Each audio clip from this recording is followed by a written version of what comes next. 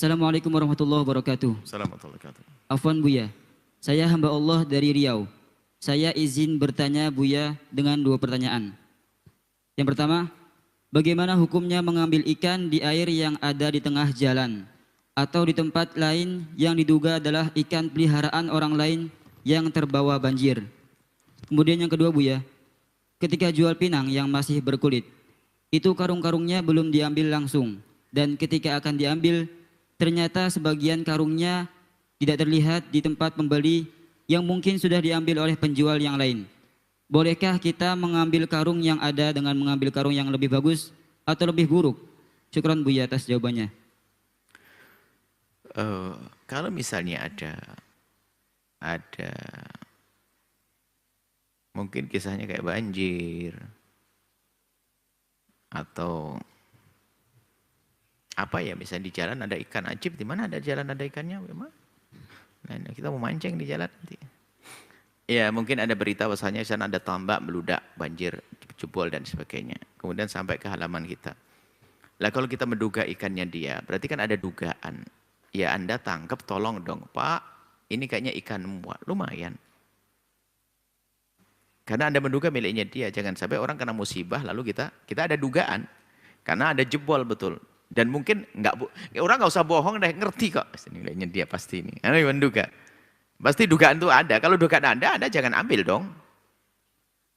Dugaan Anda ada kayaknya, oh betul saya lihat ini ikannya ikan begini jenisnya gitu. Kalau Anda ingin mengambil, sampaikan saja, Pak, ini saya tampung karena masuk kolam, masuk di panci bak saya itu ada 6 kilo ikan itu. Kayaknya ikan kamu, Pak, gimana, Pak? Kalau ambil, kalau enggak. Anda ambil saja mungkin begitu. Kalau diambil ya Anda menolong dia kok. Karena ada dugaan kalau itu miliknya dia. Dugaan itu nggak bisa dibohongi loh ya, Anda menduga. Untuk mengatakan dugaan itu Anda balik. Bahwasanya tambah Anda yang jebol, kira-kira bagaimana ada orang ngambil gitu loh. Itu baru ada dugaan tuh begitu. Kalau Anda mengatakan oh bukan milik saya, oh berarti orang lain juga begitu bisa mengambilnya. Kadang-kadang egois di saat pura-pura nggak menduga. Yang jebol tambahnya orang, ada ikan banyak. Ini kalau dari yang lain kan menurut ulama kan masih mungkin ada ikan yang lain, nggak apa-apa diambil. Ini kan mungkin ikan lain. Mana ikan gede-gede dari sungai nggak ada segitu. Ini perlu kejujuran. Giliran yang jebol tambahnya dia tuh itu milikku, aku begitulah ini. Berarti di saat dia mengaku aku, berarti ada dugaan dong kalau seandainya dia menjadi orang yang menemukan, gitu. Ingat, jadi kesimpulannya, selagi Anda menduga itu miliknya orang, maka tolonglah dia. Dia kena musibah loh ya. Jangan enak-enak diambil. Dia kena musibah, Anda ambil. Anda ambil gak apa-apa.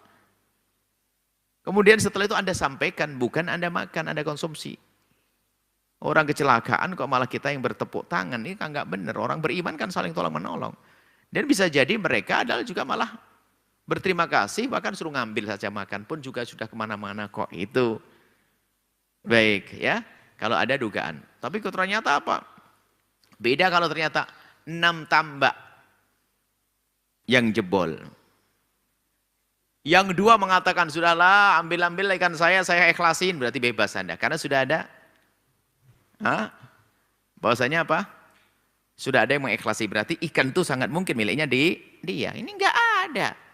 Mana ada sungai-sungai nggak pernah ada ikannya, ada orang jebol tambaknya, tiba-tiba ada ikan gede, ini dari sungai. Mana ada? Ini kan perlu kejujuran kita, urusan haknya orang.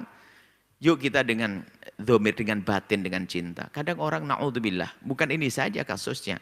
Ada truk kecelakaan, membawa kue-kue dan sebagainya. Kita tidak tahu kenapa ada orang pakai kalungan sasetan susu. Banyak jajar kalengan sasetan kopi susu begini, tapi kita jualan. Kenapa? Panen ada orang kecelakaan. Ajib. Ini ada kita ngelihat di sebuah jalan. Subhanallah. Kenapa? Mestinya ditolong. Ini jiwanya sudah mati kayak begini ini. Ya itu mulai dari ikan kayak tadi itu. Ini ada kecelakaan. Mesti kan sedih. Ini kayak wah panen rezeki. Astagfirullah hidup. Mestinya kecelakaan. Masa kalau ada kecelakaan begitu langsung dipagari.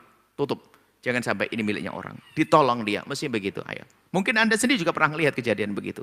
Kecelakaan rezeki. Nunggu-nunggu kecelakaan. Apa sih? Nunggu musibah untuk orang akan timba sendiri musibah oleh Allah. Kita harus punya kesedihan sebagai orang beriman. Bahkan biarpun mereka bukan orang muslim. Loh, kita tidak boleh mengambil miliknya orang lain.